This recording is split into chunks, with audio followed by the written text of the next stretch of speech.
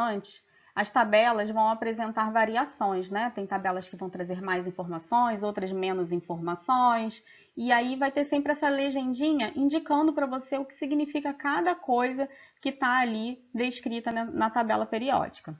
A partir de agora, nós vamos começar a analisar a tabela periódica e observar a sua organização e as informações que ela traz para a gente. Os elementos, eles estão sempre organizados em ordem crescente de número atômico. É esse númerozinho que está aqui em cima. Ah, mas como que eu sei? Você vai olhar na legenda, né? E aqui está escrito, ó. Está em inglês, né? Por conta da fonte, né? De onde eu peguei essa tabela periódica.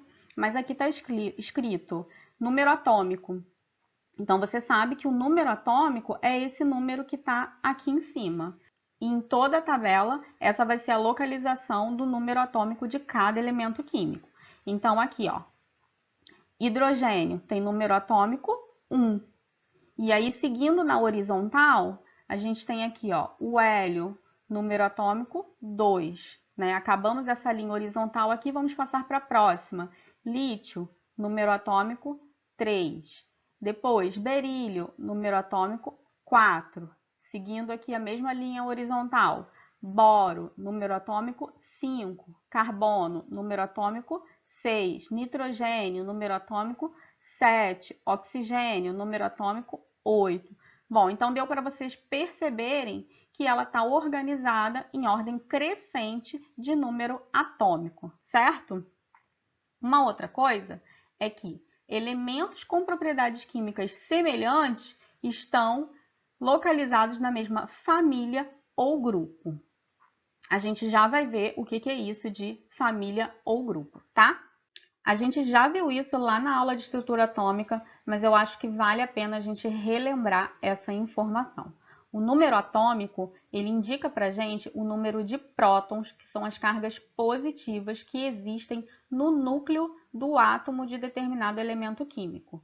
E como o átomo ele é sempre neutro, esse número de prótons, que são as cargas positivas, vai ser exatamente igual ao número de elétrons, que são as cargas negativas que estão lá na eletrosfera, certo?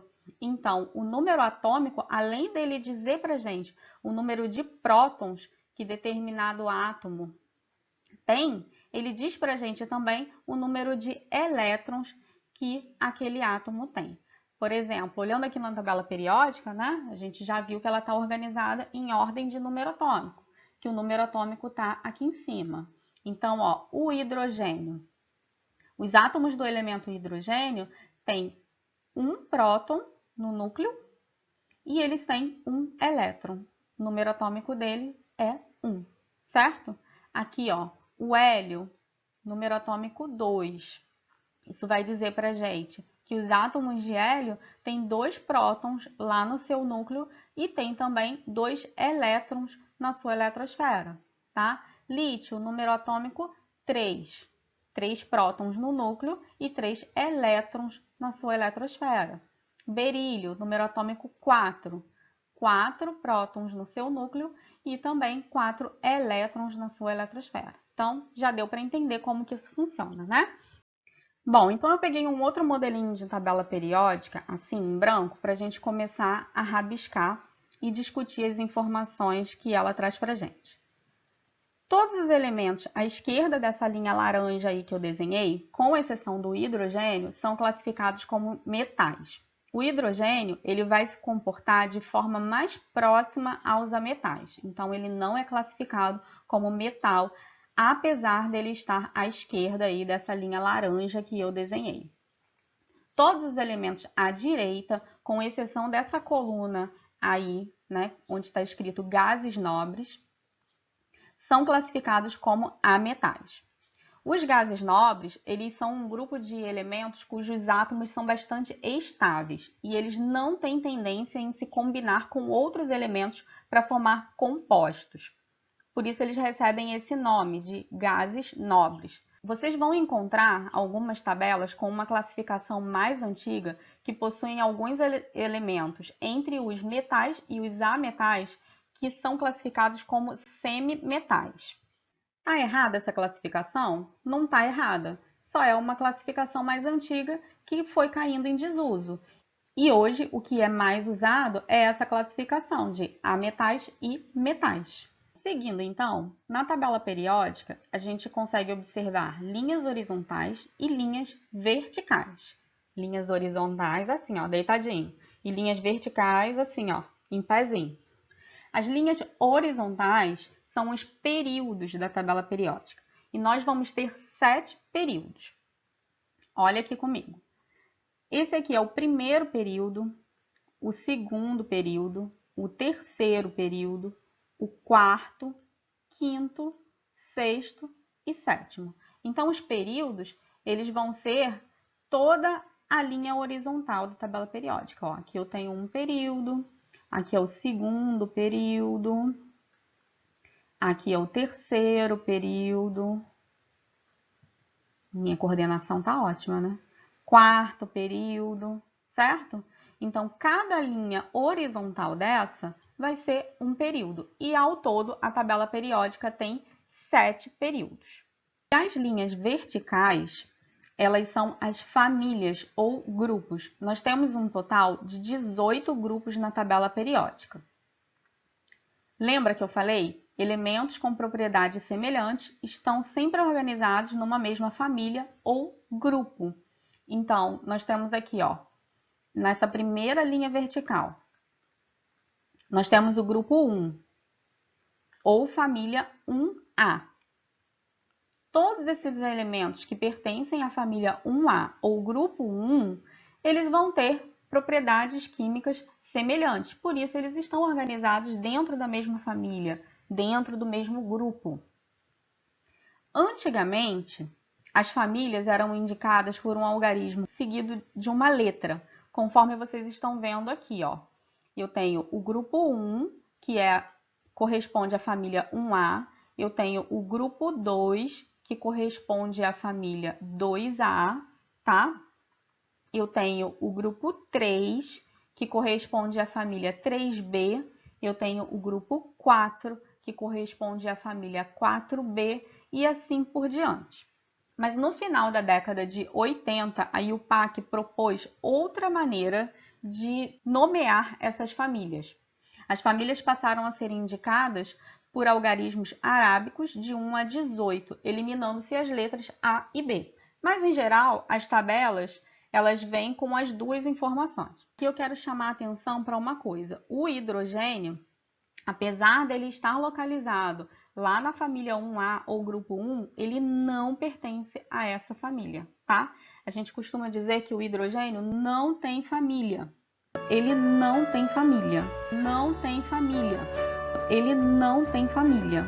Eu rabisquei aqui algumas outras informações que são importantes a gente saber. Existem algumas famílias na tabela periódica, famílias ou grupos, que recebem nomes especiais e é importante que a gente saiba disso. Então, a família 1A, ou grupo 1, recebe o nome de metais alcalinos. A família 2A, ou grupo 2, recebe o nome de metais alcalinos terrosos, tá?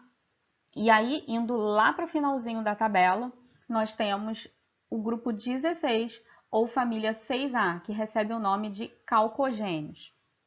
Nós temos o grupo 17, ou família 7A, que são os halogênios, e o grupo 18, ou família 8A, que são os gases nobres. Nós já falamos um pouquinho sobre os gases nobres, né, lá atrás. Uma outra informação é que, às vezes, a gente pode encontrar os gases nobres sendo chamados de grupo 0. Então, você pode encontrar aí os gases nobres como família 8A, grupo 18 ou ainda grupo 0. Aqui no meio, nós temos os elementos de transição. Os elementos de transição são essas famílias aqui do subgrupo B ou os elementos que estão do grupo 3 ao grupo 12.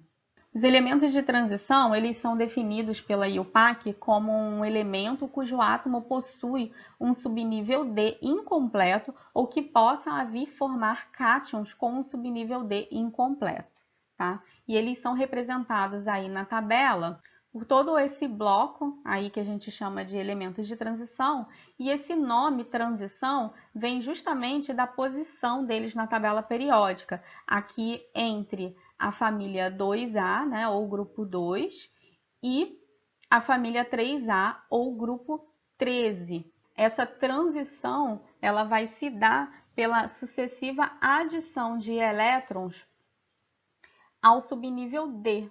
Eu cheguei esse sombreadozinho rosa que eu fiz um pouco para o lado para a gente poder enxergar um pouquinho melhor agora essa parte.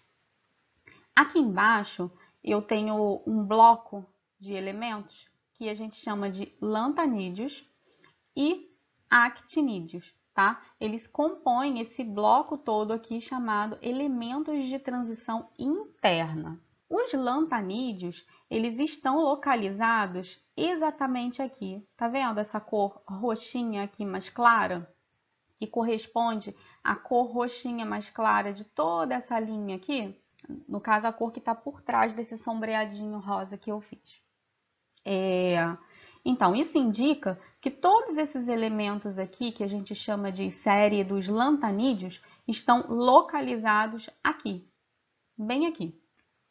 Para os actinídeos, a mesma coisa. Ó, essa cor roxa aqui mais forte indica o quê? Que todos os elementos aqui dessa linha, né, dessa linha horizontal aqui onde estão os actinídeos, estão localizados bem aqui. Então, esses são os elementos de transição interna, a série dos lantanídeos e a série dos actinídeos, certo? Esse esqueminha mostra para a gente os orbitais onde estão localizados os elétrons mais energéticos dos átomos. Para os elementos representativos, esses elétrons mais energéticos vão estar localizados em subníveis que estarão localizados dentro dos níveis eletrônicos mais externos, dentro da última camada. Mas para os elementos de transição, não é assim que vai funcionar. O elétron mais energético não necessariamente vai estar localizado em um subnível que esteja localizado no nível eletrônico mais externo, na última camada. Bom, para os grupos 1 e 2, famílias 1A e 2A, o elétron mais energético vai estar localizado no subnível S. Já para os grupos 13 ao 18, ou família 3A até 8A, o elétron mais energético do átomo vai estar localizado num subnível P. Para os elementos de transição, esse elétron mais energético vai estar localizado num subnível D. E para os elementos de transição interna, esse elétron mais energético vai estar localizado num subnível F. Bom, e agora para fechar, mais duas últimas informações que todas as tabelas periódicas vão trazer para a gente. O número do período, ele indica exatamente o número de níveis eletrônicos ou camadas que os átomos de determinado elemento químico têm. Como assim? Ora, se eu vejo aqui, ó, elemento químico neônio, ele está localizado no segundo período. Lembra que período é cada linha horizontal, tá? Então, eu tenho aqui, ó, o primeiro período, tá? E aqui eu tenho o segundo período. Se o meu elemento químico neônio está localizado no segundo período, eu posso afirmar com certeza que os átomos desse elemento químico neônio têm apenas 2 níveis eletrônicos, tá? Lembra de níveis eletrônicos que são representados pelas letras K, L, M, N e assim por diante? Então, é isso. O neônio, por ele estar localizado no segundo período, eu afirmo que ele tem apenas 2 níveis eletrônicos. Então, os elétrons dele, os elétrons do átomo de neônio, estão aí distribuídos em apenas 2 níveis eletrônicos, que seriam o nível K e o nível L, correto? Vou pegar aqui um outro exemplo aleatório. Eu tenho aqui, ó, o césio, por exemplo. O césio, ele está localizado em qual período? Vamos contar aqui, ó. Aqui é o primeiro, segundo, terceiro, quarto, quinto, sexto. Então, o césio, o elemento químico césio, está localizado na tabela periódica no sexto período. Então, eu posso afirmar com certeza que os átomos desse elemento químico, eles possuem 6 níveis eletrônicos, 6 camadas, tá? Então, os elétrons dos átomos de césio estão distribuídos aí em 6 camadas eletrônicas, ou 6 níveis eletrônicos, que vão ser o quê? K, L, M, N, O, P, certo? A outra informação que a tabela periódica traz é a seguinte: o número da família indica qual é o número total de elétrons que eu tenho no último nível daquele elemento químico. Por exemplo, vamos pegar um exemplo aqui aleatório. Eu tenho aqui, ó, o elemento químico nitrogênio. O elemento químico nitrogênio está localizado em qual família? Né? Aqui eu tenho a família 1A, 2A, 3A, 4A, 5A. Ele está localizado na família 5A. Ora, então eu posso afirmar com certeza, sem nenhuma dúvida, que os átomos do elemento químico nitrogênio possuem 5 elétrons no seu último nível. O nitrogênio, ele está aqui no segundo período. Lembra que eu acabei de falar que o número do período indica o número de níveis eletrônicos? O nitrogênio, por ele estar localizado no segundo período, assim como o neônio, que a gente acabou de ver, ele tem apenas 2 camadas eletrônicas, 2 níveis eletrônicos, tá? Que vão ser aí o nível K e o nível L. Então, os elétrons dos átomos de nitrogênio estão distribuídos entre esses 2 níveis, tá? E aí, por ele estar localizado na família 5A, eu posso afirmar que 5 dos elétrons dele estão localizados no último nível. Quem é o último nível?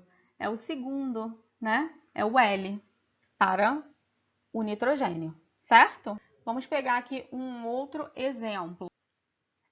Potássio. O potássio está aqui, localizado na família 1A.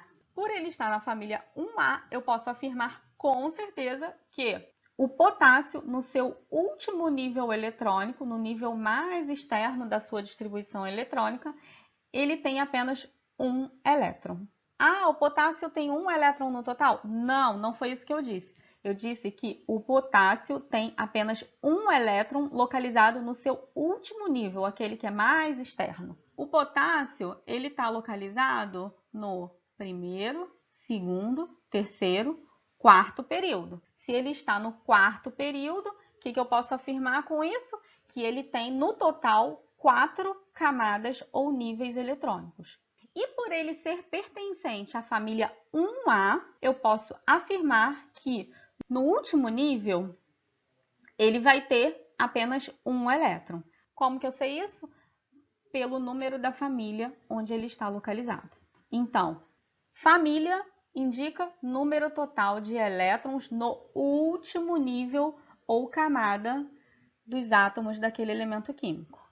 Período, número do período, indica o número total de níveis eletrônicos ou camadas que os átomos daquele elemento químico têm, certo? Então, beleza. Essas foram as 2 últimas informações, né, que a gente vai ver por hoje sobre a tabela periódica. Vou deixar fixado aqui no primeiro comentário do YouTube alguns links úteis para vocês. 2 serão 2 opções de tabelas periódicas para vocês baixarem da internet. E outro é uma tabela periódica interativa, onde você pode passar o mouse em cima dos elementos e explorar algumas propriedades sobre eles. Espero que vocês tenham gostado da nossa aula e a próxima aula vai ser com a Natália, onde vocês vão ver como localizar elementos químicos na tabela periódica a partir da sua distribuição eletrônica. E aí a gente volta com a terceira e última parte dessa aula de tabela periódica, que vai ser sobre as propriedades periódicas. Beijo para vocês e até mais então!